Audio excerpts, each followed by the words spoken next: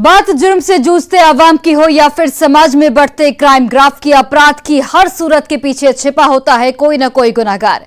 नमस्कार, आपके साथ मैं हूं सोनाली सिंह। तफ्तीश की राह में आने वाली हर कड़ी सुराग बनकर पहुंचाती है गुनाहगारों को सलाखों के पीछे। आप बने रहिए हमारे साथ, क्योंकि हर जुर्म के खिलाफ हमारी तफ्तीश लगातार जारी है।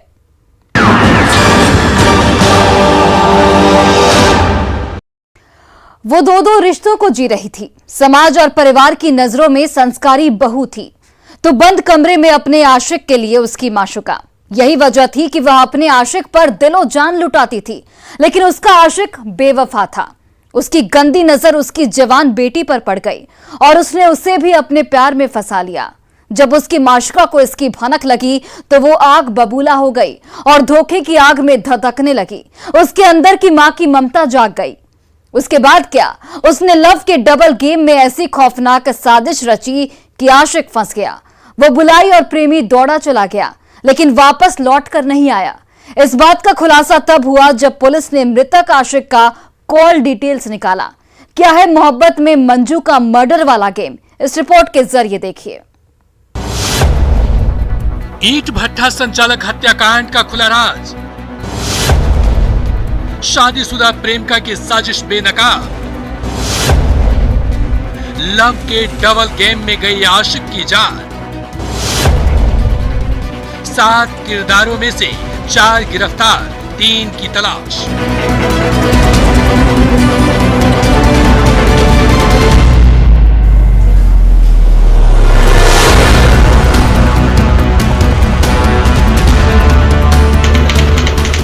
तारीख 15 नवंबर 2022।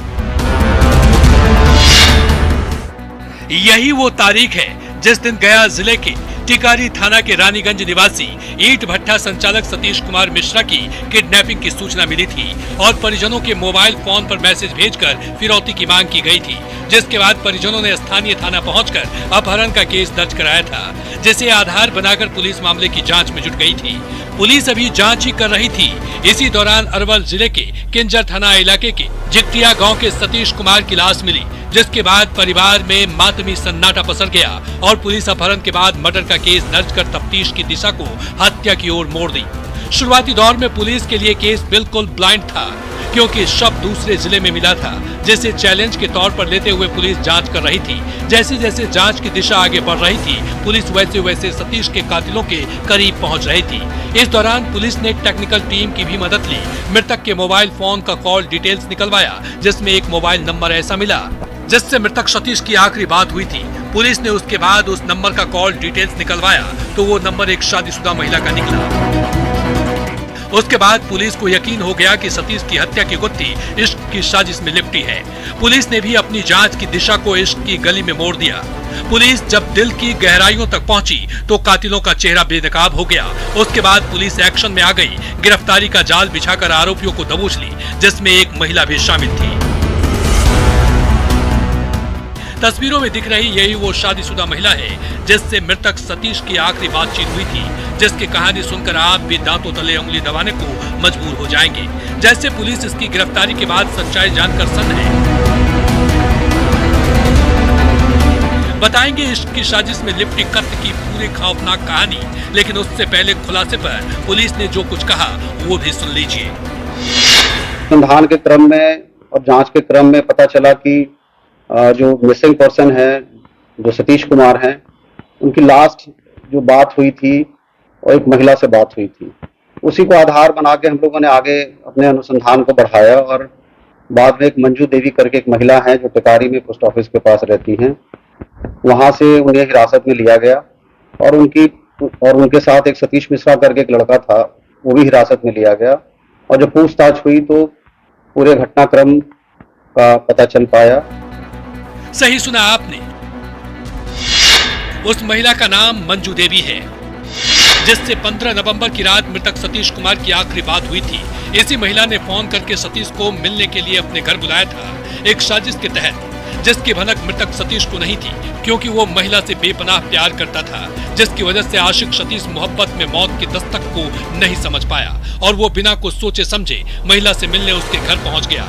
यहाँ तक सब कुछ ठीक था, लेकिन उसके बाद बंद कमरे में जो हुआ वो बेहद खौफनाक और डरावना था, जिसके बारे में मृतक सतीश ने भी नहीं सोचा होगा, जिसे समझने के लिए कातिलाना इश्क के पन्ने को पलटना पड़ेगा। 2 साल पहले पुलिस की माने तो टिकारी थाना पुलिस की रहने वाली 2 बच्चों की मां मंजू देवी से वहीं के रहने वाले 2 बच्चों के पिता और ईंट भट्टा संचालक मृतक सतीश कुमार का प्रेम प्रसंग चल रहा था। दोनों अपने परिवार से बेवफाई कर घंटों फोन पर बातचीत करते थे, समाज से नजरें चुराकर बंद कमरे में रात रंगीन और दिन को हसीन बनाते थे, एक दूसरे के जिस्म की प्यास बुझाते थे। ये सिलसिला पिछले 2 सालों से चल रहा था। इसी बीच आशिक मिजाज सतीश की गंदी नजर माशुका मंजू की बेटी पर पड़ गई। उसने मंजू की बेटी को भी अपने हवस का शिकार बना लिया और अपनी प्रेम का मंजू को धोखे में रखकर उसकी बेटी से इश्क फरमाने लगा। अभी तक के पूछताछ से तो जैसा बात है, महिला स्वीकार करे कि उनके साथ इनका संबंध था, लेकिन और भी जो इस पर अक्यूज है उनका कहना है कि नहीं, दोनों के साथ संबंध। जिसकी भनक मंजू को लग गई और बंद कमरे में हम बिस्तर होने वाला आशिक कटने लगा। यहीं से मंजू अपने प्रेमी सतीश के पीठ पीछे साजिश के सीक्रेट जाल बुनने लगी, जिसकी भनक सतीश को नहीं थी और साजिश के तहत उसने 15 नवंबर की रात सतीश को फोन करके मिलने के लिए घर पर बुलाया, जहां पहले से मंजू समेत 7 लोग मौजूद थे। सतीश के बेडरूम में दाखिल होते ही सभी ने उसे जकड़ लिया और बंद कमरे में उसका गला घोट दिया। उसके बाद उसके शव को अरवल जिले के किंजर थाना के झिकटिया गाँव में ले जाकर ठिकाने लगा दी और पुलिस को गुमराह करने के लिए परिजनों के मोबाइल पर फिरौती का मैसेज भेज दिया। लेकिन पुलिस के सामने मोहब्बत में रची गई कत्ल की साजिश नाकाम साबित हुई और पुलिस ने पर्दाफाश करते हुए मंजू समेत हत्या में शामिल 4 लोगों को दबोच लिया और जब सख्ती से पूछताछ शुरू की तो सभी ने बारी बारी से अपना जुर्म भी कबूल कर लिया। जिस दिन इनका ये मिसिंग गए थे 15 तारीख को शाम में, उसी दिन वो महिला के घर पे ये गए थे और वहीं से इनकी हत्या करके एक बोलेरो इन्होंने हायर की और उस बोलेरो से फिर लेके किंजर थाना क्षेत्र में वहां जाके इन्हें डंप कर दिया गया हत्या करके। और इसमें जो हमारी टीम थी उन लोगों ने 4 लोगों की गिरफ्तार किया, जो बोलेरो चला रहे थे वो ड्राइवर, उसके अलावा महिला, उसका पति और ये सतीश मिश्रा जो लड़का है। इसके अतिरिक्त इस घटना में 3 लोग और शामिल हैं जिनकी गिरफ्तारी के हम लोग प्रयास कर रहे हैं। हाँ, इसमें एक परिवार की तरफ से ही सूचना दी गई कि 16 तारीख को सुबह में एक मैसेज उनके मोबाइल पे आया गया था और उसमें फिरौती की बात लिखी हुई थी। इस तरह पुलिस ने प्रेम प्रसंग में रची गई कत्ल की साजिश का पर्दाफाश करते हुए मृतक सतीश की माशुका, उसके पति और बोलेरो चलाने वाले ड्राइवर के साथ एक अन्य को गिरफ्तार कर हाथों में हथकड़ी पहना दी। लेकिन अभी भी 3 आरोपी पुलिस की गिरफ्त से बाहर हैं, जिसकी गिरफ्तारी को लेकर पुलिस जगह जगह छापेमारी कर रही है और जल्द गिरफ्तारी का दावा कर रही है। लेकिन जिस तरह से शादीशुदा माशुका मंजू देवी ने अपने दीवाने की घर बुलाकर पति के साथ मिलकर हत्या की और पुलिस को गुमराह करने की कोशिश की, वो बेहद ही खौफनाक और खतरनाक है, जिसे समाज कतई स्वीकार नहीं करेगा। उसकी सजा तो उसे मिलनी ही चाहिए। लेकिन मृतक सतीश ने भी जो किया था वो भी अपराध था, उसे भी परिवार स्वीकार नहीं करेगा। माँ से मोहब्बत फरमाने तक ठीक था, लेकिन जब बात बेटी की आई तो माँ की ममता जग गई और उसने अपने आशिक को हमेशा के लिए रास्ते से हटा दिया, जो दीवानों के लिए एक सबक है। इसलिए सावधान रहें, सतर्क रहें, नहीं तो मोहब्बत के पन्नों में अगला नाम आपका ही हो सकता है। न्यूज़ 18 के लिए गया से एलन लिली के साथ ब्यूरो रिपोर्ट। काल जब सिर पर सवार होता है तो अपने भी दुश्मन नजर आते हैं। यह हम इसलिए बता रहे हैं क्योंकि सीतामढ़ी में कुछ ऐसा ही हुआ है। घरेलू कलह में भाई के सिर ऐसा काल सवार हुआ कि उसने अपने बड़े भाई की ही जान ले ली और खुद सलाखों के पीछे पहुंच गया। घरेलू विवाद में भाई बना दुश्मन, भाई के सिर हुआ काल सवार और भाई ने ली अपने बड़े भाई की जान।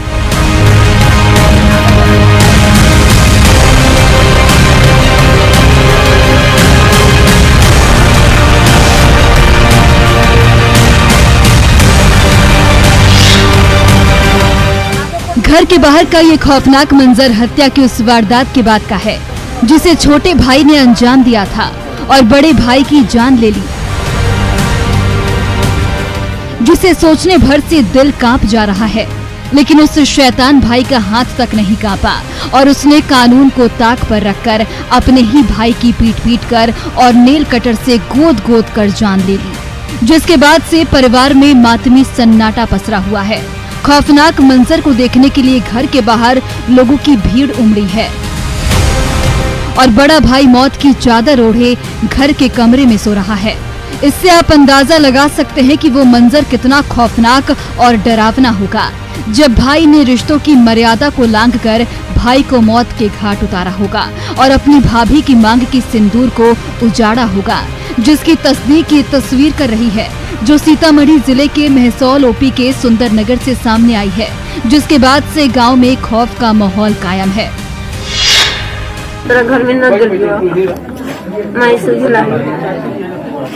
कसूर उठा ले झगड़ा ना होते बड़े बाबा हमने से गिर गए सब याद न रही बड़ी कहीं मारे लगते तो घर में झगड़ा हो जाते तब कभी हमने से गिर कहीं ना तुर ना गिरल जाए ये गिरल कहीं तो ई मारता गए तो हमें ना मारा तोरो नाम छोड़बो ई छड़ा कही छोटका कल्ली धले हाथ में देखलिए बटे में तो उठाई ना हो मसरा के ना जाऊ लोग सबको बुलावे आई दोनों मारा पेटे खा पटक करे के भेल यही छोटा बड़का। सही सुना आपने, दोनों भाइयों के बीच किसी बात को लेकर विवाद हुआ था। बात में बात इस कदर बढ़ गई कि छोटे भाई धीरज ठाकुर के सिर काल सवार हो गया और अपने बड़े भाई की जान का दुश्मन बन गया। उसके बाद क्या, घर की चार दीवारी के भीतर दोनों में पहले मारपीट हुई जिसमें बड़ा भाई जख्मी हो गया। उसके बाद छोटे भाई ने सीने पर बैठकर नेल कटर से गोद कर बड़े भाई की जान ले ली, जिससे मौके पर ही बड़े भाई जितेंद्र ठाकुर की मौत हो गई और छोटे भाई ने अपने लिए सलाखों के दरवाजे खोल दिए। सुबह हुई तो हत्या की खबर पूरे गांव में जंगल की आग की तरह फैल गई। घर के बाहर लोगों की भीड़ जमा हो गई। परिजनों ने पुलिस को खबर दी। सूचना मिलते ही पुलिस भी मौके पर पहुंच गई और आरोपी छोटे भाई धीरज ठाकुर को गिरफ्तार कर हाथों में हथकड़ी पहना दी। सर पे वार करने से बड़े भाई की जो है मृत्यु हो गई है। जो छोटे भाई ने जो ये कांड किया है उसको गिरफ्तार कर लिया गया है। सबको भी हम लोग पोस्टमार्टम में भेज रहे हैं। घर वालों का भी बयान लिए हैं। घर वालों के द्वारा भी इस बात की पुष्टि की गई है कि छोटे भाई के द्वारा ही रात में जो है इस तरह की घटना की गई है। लहरनी से उससे मार के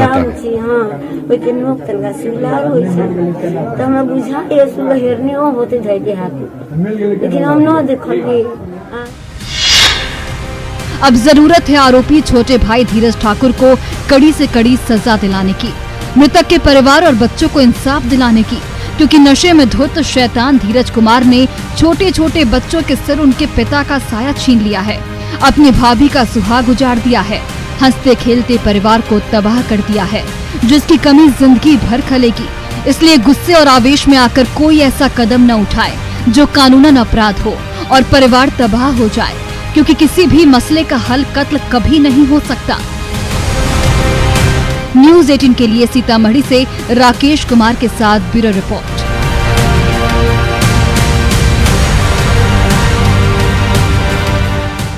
और रुकते एक छोटे से ब्रेक के लिए, लेकिन ब्रेक के बाद आपको दिखाएंगे खूनी जमीन की खौफनाक कहानी।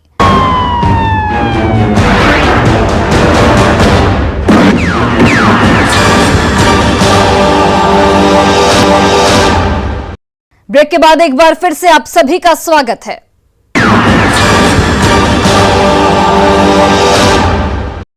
कई बार जमीन की जिद जान ले लेती है या जान लेने के लिए मजबूर कर देती है और इंसान जान ले भी लेता है। ये हम इसलिए बता रहे हैं क्योंकि नवादा में एक पड़ोसी ने अपने पड़ोसी की जान ले ली, जबकि दूसरा जिंदगी और मौत से जंग लड़ रहा है। क्या है खूनी जमीन की खौफनाक कहानी, इस रिपोर्ट में देखिए। जमीन के लिए दो पक्षों में रार, पड़ोसी बन गए शैतान और ले ली युवक की जान।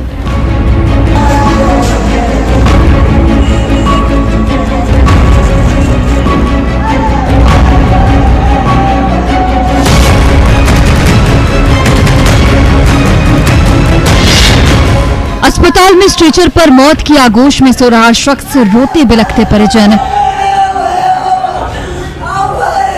और तफ्तीश करती पुलिस की ये तस्वीरें नवादा जिले के रजौली थाना क्षेत्र के बहादुरपुर गांव की है, जहां जमीन के चंद टुकड़ों के लिए हुए जंग में एक नौजवान की जान चली गई, जिसके बाद से परिवार में चीख पुकार और चित्कार की आवाजें गूंज रही हैं। कहीं भाई आंसू बहा रहा है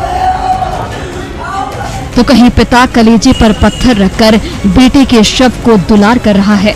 लेकिन अफसोस कि परिजनों की चीख और पुकार उसके कानों तक नहीं पहुंच पा रही है।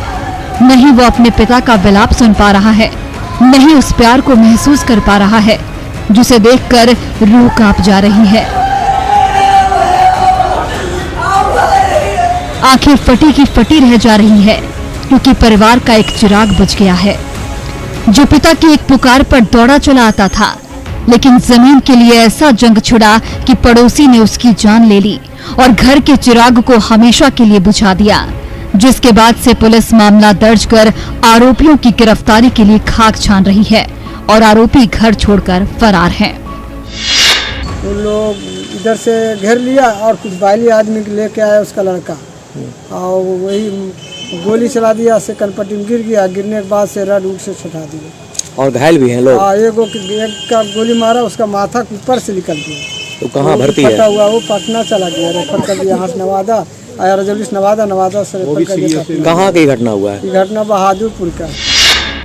सुन लिया आपने, शैतान पड़ोसियों ने एक की जान ले ली, जबकि दूसरा जिंदगी और मौत से जंग लड़ रहा है, जिसे बेहतर इलाज के लिए डॉक्टरों ने पटना रेफर कर दिया है। हत्या के इस वारदात के बारे में बताया जाता है कि बहादुरपुर गांव के रहने वाले मुसाफिर यादव का उनके गोतिया नरेश यादव से जमीन को लेकर कुछ सालों से विवाद चल रहा था, जिसे लेकर पीड़ित परिवार ने थाने में उसकी शिकायत दर्ज कराई थी, जिसे लेकर आरोपी परिवार बार बार धमकी दे रहा था। जब जमीन का फैसला आया तो आरोपी आग बबूला हो गए।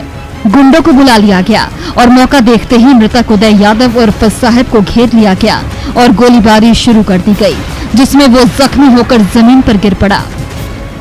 उसके बाद शैतानों ने लोहे की रॉड से वार कर मौत के घाट उतार दिया, जबकि बीच बचाव करने पहुंचे एक दूसरे शख्स को गोली मार दी, जिसके सिर को छूती हुई गोली निकल गई। उसके बाद आरोपी मौके से फरार हो गए। परिजन ने आनन फानन में दोनों को अस्पताल पहुंचाया, जहां उदय यादव ने दम तोड़ दिया, जबकि दूसरे युवक को डॉक्टर उसकी हालत को देखते हुए बेहतर इलाज के लिए पटना रेफर कर दिया गया। घटना हुआ था कि विवाद ही था, पहले विवाद चल रहा था जमीन के बारे में। समझ गया, 2 बार पहले भी वो धमकी उनकी बंदूक के भी दिया था, और इसलिए हम प्रशासन को भी दिए थे इसके बारे में कि देखिए बंदूक के बारे में फोटो वोटो भेजता है, धमकी देता है। फिर उसका बाद एक बार और बीच में वो हमारा ज़मीन का जब फैसला आया तो वो नरेश यादव और ये बोला कि हम एक दिन रखदारी किया, फिर दूसरा दिन आज का दिन वो लोग इधर से घेर लिया और कुछ बाइली आदमी लेके आया उसका लड़का, और वही गोली चला दिया, से कनपट्टी में गिर गया। गिरने के बाद से रड उठ से छुटा दिया। हत्या की इस वारदात के बाद पुलिस मामला दर्ज कर आरोपियों की गिरफ्तारी में जुट गई है और पता लगाने की कोशिश कर रही है कि इस वारदात में कौन कौन लोग शामिल थे, ताकि सभी आरोपियों को पकड़ सके। लेकिन अब तक की जांच में पुलिस के हाथ खाली हैं। ऐसे में देखने वाली बात ये होगी कि पुलिस कब तक मर्डर की इस गुत्थी को सुलझाती है और आरोपियों को जेल की सलाखों तक पहुंचाती है। न्यूज़ 18 के लिए नवादा से अनिल विशाल के साथ ब्यूरो रिपोर्ट। अपराधी चाहे लाख शातिर हो, तफ्तीश की दिशा अगर सही है तो बच नहीं सकता कोई गुनाहगार सलाखों के पीछे जाने से। तो पुलिस चाहे सोई हो, मुजरिम चाहे कोई हो, आप बने रहे हमारे साथ, क्योंकि हर जुर्म के खिलाफ हमारी तफ्तीश लगातार जारी है।